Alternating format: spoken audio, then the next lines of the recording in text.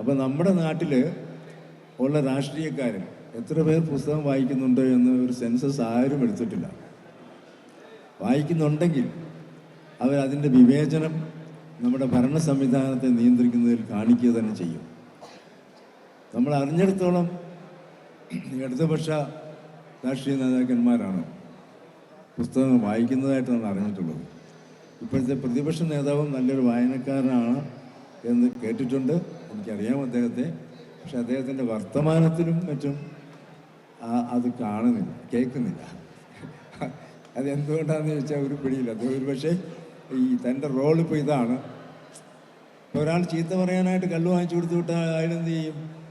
അയാളുടനെ തന്നെ സൂതകുമാരുടെ പാവം മാനവ ഹൃദയം ചൊല്ലുമോ? അയാൾ ചീത്ത പറയും. അപ്പോൾ അദ്ദേഹത്തെ ഏൽപ്പിച്ചിരിക്കുന്ന ദൗത്യം എന്ത് കാരണവശാലും ചീത്ത പറയുക എന്നുള്ളതാണ്.